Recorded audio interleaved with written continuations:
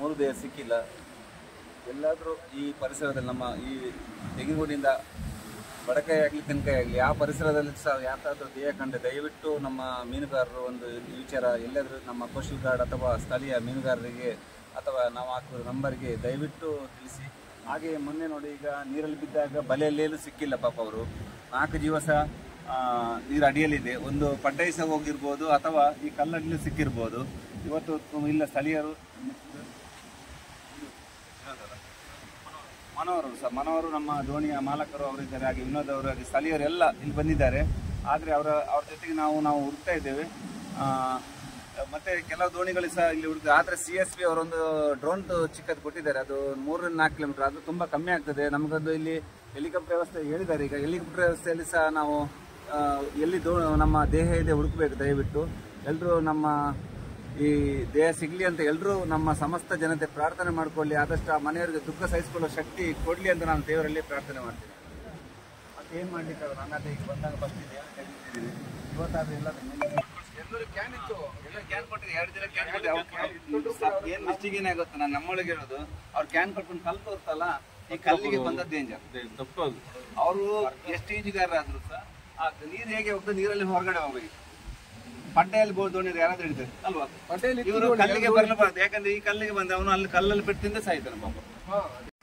ಒಂದು 4 ಜನ ಕೋರ್ಟ್ ಓಡಾಡ್ಬಿಟ್ರೆ ಅವ್ರಿಗೆ ಗೊತ್ತಾಗ್ತದೆ. ಅವಾಗ ನಮ್ಮ ಜನರನ್ನ ನಾವು ರಕ್ಷಣೆ ಮಾಡಬೇಕು, ಜಾಕೆಟ್ ಹಾಕೊಂಡು ನಾವು ಹೋಗ್ಬೇಕಂತ ಹೇಳಿ ಅವ್ರಿಗೆ ಗೊತ್ತಾಗೋದಿಲ್ಲ. ಒಬ್ಬೊಬ್ರು ಓನರ್ ಇದ್ದಾರೆ ಸರ್, ಅವರು ಜಾಕೆಟ್ ಇಲ್ದೇನೆ ಹೋಗೋದಿಲ್ಲ. ಎಲ್ಲ ಲೈನಲ್ಲಿ ನೋಡಿದೆ 6 ಉಂಟು 7 ಉಂಟು. ಈ ಇವ್ರ ಹತ್ರ ದೋಣಿ ಸಹ ಕಡ್ಡಾಯವಾಗಿ ಆಗ್ತದೆ. ಮತ್ತೆ ಹೋಗೋ ಬರಕ ಅವ್ರು ಕಡ್ಡಾಯವಾಗಿ ತಂದೆ ಎಲ್ಲ ಅವರು ಮಾಡ್ಬೇಕು. ಯಾಕಂದ್ರೆ ತಂದೆಲ್ಲ ಅವರು ಆ ಕಲಸಿಗೆ ಹೇಳ್ಬೇಕು. ಯಾಕೆಂದ್ರೆ ಅದ್ರ ಒಂದು ಏನಾದ್ರೆ ಅವರು ಇವ್ರ ಮುಖಾಂತರ ಅವರು ಮೈನ್ ತಂಡಲೇ ಇರೋದಲ್ಲ, ತಂಡಲೇ ಹೇಳಿದ್ರೆ ಅವ್ರು ಹಾಕಿ ಹಾಕ್ತಾರಲ್ಲ. ಈಗ ನಾನು ಈಜುವನು ಏನ್ ಗೊತ್ತಾ, ಕೆಲವರಿಗೆ ಆ ಲೈಫ್ ಜಾಕೆಟ್ ಹಾಕೊಂಡ್ರೆ ಈಜಲಿಕ್ಕೆ ಆಗುದಿಲ್ಲ, ಅದು ಗೊತ್ತು ನನಗೆ. ಫ್ಲೋಟ್ ಆಗಿರ್ತದೆ, ತುಫಾನಿಗೆ ಇರ್ಬೋದು. ತಲೆಗೆ ಪೆಟ್ಟಾದ್ರೂ ಸಹ, ಬಿದ್ದು ಪೆಟ್ಟಾದ್ರೂ ಸಹ ಪಾಪ ಗಾಡಿಗೆ ಹೋಗಿ ಮೇಲೆ ಬರ್ತದೆ. ಮತ್ತೆ ಅವನು ಅನ್ಕೋಷನ್ ಆಗಿ ಗಾಡಿಗೆ ಹೋದ್ರು ಸಹ ಬಾಡಿ ಲಿಫ್ಟ್ ಆಗ್ತದೆ, ಬಾಡಿ ಲಿಫ್ಟ್ ಬರ್ತದೆ. ಅದೇ ದಿವಸ ಬರ್ತದಲ್ಲ, ಅಲ್ಲೇ ತಕ್ಷಣ 5 ನಿಮಿಷ ಮೇಲೆ ಬಂದ್ಬಿಡ್ತದೆ. ಅದಕ್ಕೆ ನಾವು ಹೇಳುದು ಮುಖಾಂತರ ಇದೊಂದು ಅವೇರ್ನೆಸ್ ಆಗ್ಬೇಕು. ಎಲ್ಲರೂ ಸಹ, ಪ್ರತಿಯೊಬ್ಬರು ಸಹ ಈ ಮೀನುಗಾರಿಕೆ ಹೋಗ್ಲಿ ಅಥವಾ ಈ ಮಳೆಗಾಲದಲ್ಲಿ ದೋಣಿಗಳು ಒಳಗೆ ಹೊರಗೆ ಹೋಗುವಾಗ ಖಂಡಿತವಾಗಿ ಆಗ್ಬೇಕು. ಆ ನೀರು ಅಡಿಯಿಂದ ನೀರು ಮಾತ್ರ ಕೆಳಮುಖ ಹೋಗ್ತಾ ಇತ್ತು. ದೇಹ ಸಿಕ್ಕಿದ್ರು ಸಹ ಈ ಸೈಡ್ ಬಂದಿದ್ರು ಸಹ ಪಡ್ಡೆ ಹೋಗ್ತದೆ. ಪಡ್ಡೆ ಹೋದ್ರೆ ಒಂದು 2-3 ಕಿಲೋಮೀಟರ್ ದೂರ ಹೋದ್ರೆ ಮರುದಿವಸ ಡಿಕಂಪೋಸ್ ಆದ ಪಡ್ಡೆಯಿಂದ ಹೋಗುವ ಸಂದರ್ಭನೂ ಇರ್ತದೆ. ನೀರಿಗೆ ದೂರ ಹೋಗುವ ಸಂದರ್ಭ. ಅದಕ್ಕೆ ನಾವು ನೀವು ಹೇಳಿದಾಗೆ ಒಂದು ದೋಣಿಯವರೆಲ್ಲ ದೂರ ಹೋಗ್ಲಿಕ್ಕೆ ಆಗಲ್ಲ.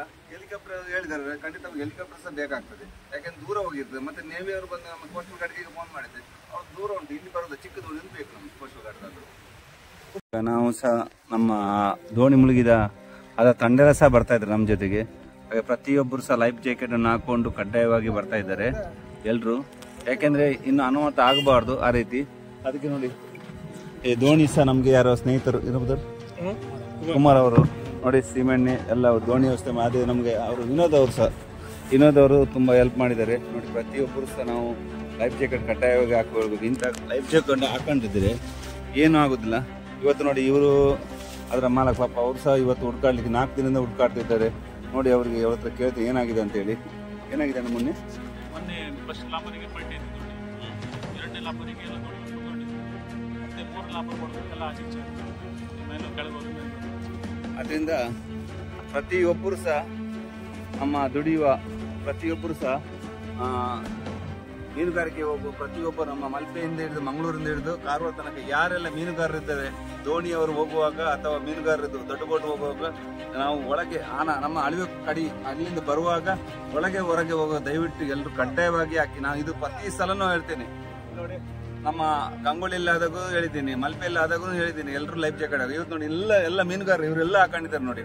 ಎಂತೆಂತ ಶೂರರು ಇವರು, ಯಾಕೆಂದ್ರೆ ಎಷ್ಟು ಈಜುವರು ಇವರೆಲ್ಲ ನೋಡಿ, ಎಷ್ಟು ಈಜುವರು. ಆದ್ರೆ ಎಲ್ಲರೂ ಹಾಕೊಂಡಿದ್ದಾರೆ. ದಯವಿಟ್ಟು ಕಡ್ಡಾಯವಾಗಿ ನಮ್ಮ ಸರ್ಕಾರ ಇದಕ್ಕೆ ಮಾಡಬೇಕು. ಆಗ ಎಲ್ಲರೂ ಹಾಕೊಳ್ಳಿ ಅಂತ ಎಲ್ರಿಗೂ ನಾನು ಕೈ ಮುಗಿದು ಕೇಳ್ತಾ ಇದ್ದೀನಿ. ಬಟ್ ಲೈಕ್ ಜಾಕೆಟ್ ಬೇಕೇ ಆಗಿರುತ್ತೆ. ಆದ್ರೂ ಅವರು ತಕೊಂಡು ಹೋಗಿದ್ರು, ಇವತ್ತ ಬೇಕಂತ ಹೇಳಿದ್ರು, ಯಾರು ಕೊಡೋರಿಲ್ಲ, ಯಾರು ಇದು ಮಾಡೋರೇ ಇಲ್ಲ. ಅದಕ್ಕೆ ಯಾರ ಹತ್ರ ಉದಾಹರಣೆ ಮಾಡೋದಂತ ನಮಗಂತೂ ಗೊತ್ತೇ ಆಗೋದಿಲ್ಲ ನೋಡಿ. ಇದು ನೀವು ಹೇಳಿದಾಗೆ ಲೈಫ್ ಜಾಕೆಟ್ ಕಡ್ಡಾಯವಾಗಿ ನಮ್ಮ ಜಿಲ್ಲಾಡಳಿತ ಆದ್ರೂ ಕೊಡ್ಬೇಕು, ಇಲ್ಲಾಂದ್ರೆ ಮೀನುಗಾರರ ದುಡಿಯೋರು ಸಂಘದ ಯಾರು ಕಳಿಸ್ತಾರೆ ಅವ್ರು ಸಹ ಕೊಡ್ಬೇಕು. ಕಡ್ಡಾಯವಾಗಿ ಎಲ್ಲಾ ದೋಣಿಯಲ್ಲಿ ಸಹ ಇಡಬೇಕು. ನೋಡಿ ಚಂದ್ರನ್ ಹೇಗೆ ಬೇಕು ಲೈಫ್ ಜಾಕೆಟ್ ಇಲ್ದಿದ್ರೆ ನಮಗೆ ತುಂಬಾ ಕಷ್ಟ ಆಗ್ತದೆ. ಅದು ಇವಾಗ ನೋಡಿದ್ರಲ್ಲ, ಒಂದು 4 ಜನ ಎತ್ತದ್ರಿ ಇಲ್ಲಿ ನಮ್ಮ ಕಡೆಯಿಂದ. 3 ಬಾಡಿ ಇನ್ನೂ ಸಿಗ್ಲಿಲ್ಲ. ಲೈಫ್ ಜಾಕೆಟ್ ಇದ್ದಿದ್ರೆ ಬಾಡಿನೂ ಸಿಗ್ತಿತ್ತು. ಇಷ್ಟು ಕಷ್ಟ ಇಲ್ಲ ಆಗಿತ್ತು. ಅದ್ರ ಬಗ್ಗೆ ಹೇಳೋದಂದ್ರೆ ನಮ್ಗೆ ಲೈಫ್ ಜಾಕೆಟ್ ಬೇಕೇ ಬೇಕು. ದುಡಿಯೋರು ದಯವಿಟ್ಟು ಎಲ್ಲರೂ ಕಡ್ಡಾಯವಾಗಿ ಲೈಫ್ ಜಾಕೆಟ್ ಹಾಕೊಳ್ಳಿ, ತಮ್ಮ ಪ್ರಾಣವನ್ನು ಉಳಿಸ್ಕೊಳ್ಳಿ. ಇದನ್ನು ತಮ್ಮ ಮನೆಯಲ್ಲಿ ಹೋಗುವಾಗ ತಮ್ಮ ಮನೆಯವರು ಸಹ ಅವರಿಗೆ ಮನವರಿಕೆ ಮಾಡಿಕೊಡ್ಬೇಕು. ಮನೆಗೆ ಬಂದಾಗ ಹೆಂಡತಿ ಆಗಲಿ ತಾಯಿ ಆಗಲಿ ಅವ್ರ ದುಡಿಲಿಕ್ಕೆ ಹೋದಾಗ ನಾವು ಹೇಗೆ ಬುತ್ತಿ ಕೊಟ್ಟು ಕಳಿಸ್ತೇವೆ, ಅದೇ ರೀತಿ ಅವರಿಗೆ ಲೈಫ್ ಜಾಕೆಟ್ ಉಂಟಾ ಇಲ್ಲ ಕೇಳಿ. ಯಾಕೆಂದ್ರೆ ಈ ತರ ಅವಘಡ ಆಗಬಾರ್ದು. ಕಳ ಮುಂಡೋಳಿ ಅಮ್ಮ ಅಳಿವೆ ಬಾಗಿಲ ಹತ್ರ ಹೊರಗೆ ಹೋಗ್ತಿದ್ದೇವೆ. ಅದು ದೇವ್ರು ಯಾವುದು ನೋಡಿ, ಮೇಲ್ಗಡೆ ದೇವಸ್ಥಾನ ಇದೆ. ಹಾಗೆ ನೋಡಿ ಇಲ್ಲಿ ಈ ಅಳಿವೆ ಬಾಗಿಲಿಂದ ಹೋಗ್ತಾ ಇದೆ ದೋಣಿ.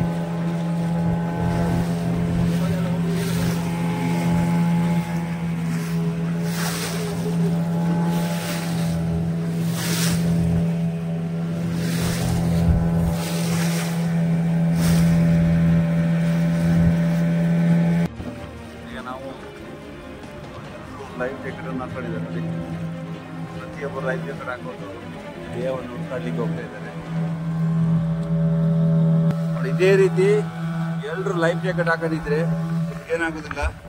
ಈಗ ಈ ಟೀಮ್ ಬಂದೋಬಸ್ತಾಗಿ ಹೋಗ್ತಾ ಉಂಟು. ಈಗ ನೋಡಿ ಎಲ್ಲರೂ ನಾವು ಅಳಿವೆ ಪಡಿವೆಯಿಂದ ಹೋಗುವಾಗ ಇದೇ ರೀತಿ ಹಾಕೊಂಡು ಭಟ್ಕಳ ಮುಂಡೋಳಿ ಹತ್ರ ನಾವು ಹೊರಗೆ ಹುಡುಕಾಡ್ಲಿಕ್ಕೆ ಹೋಗ್ತಾ ಇದ್ದೇವೆ. ನೋಡಿ ಭಟ್ಕಳ ಇದು ಮುಂಡೋಳಿ, ಇಲ್ಲಿನ ಚಿಕ್ಕ ಒಂದು ಅಳಿವೆ ಕೊಡಿ.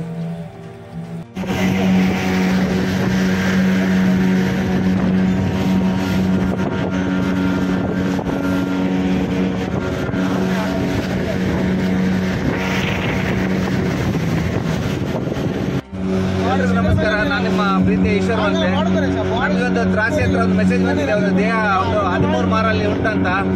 ಆದ್ರೆ ಈಗ ನಮ್ಮೊಟ್ಟಿಗೆ ನಮ್ಮ ದೋಣಿ ದುರಂತದಲ್ಲಿ ಮೃತಪಟ್ಟ ಆ ಒಂದು ದೋಣಿಯ ತಂಡೆಲ್ಲರೂ ಇದ್ದಾರೆ. ಹಾಗೂ ನಮ್ಮ ಜೊತೆಗೆ 4 ದಿನದಿಂದ ನಿಮ್ಮ ಹೆಸರು ಕುಮಾರ್ ಅವರು ಸಹ ಇದ್ದಾರೆ, ನಾಗೇಶ್ ಮತ್ತೆ ಹರೀಶ್, ಮತ್ತೆ ನನ್ನ ಜೊತೆಗೆ ನನ್ನ ಸ್ನೇಹಿತ ನಾಗರಾಜ್ ಎಲ್ಲ ಒಟ್ಟಿಗೆ ಹೋಗ್ತಿದ್ದೇವೆ. ಈಗ ಒಂದು ದೇಹ ತೆಗಿಲಿಕ್ಕೆ ಅಲ್ಲಿ ಉಂಟಂತ. ಈಗ ಮಳೆ ಬರ್ತಾ ಉಂಟು, ಆದಷ್ಟು ಬೇಗ ಸಿಗ್ಲಿ, ಮತ್ತೆ 2 ದಿವಸ ಅಂತ ಕೈ ಮುಗ್ತಿದ್ದೇವೆ.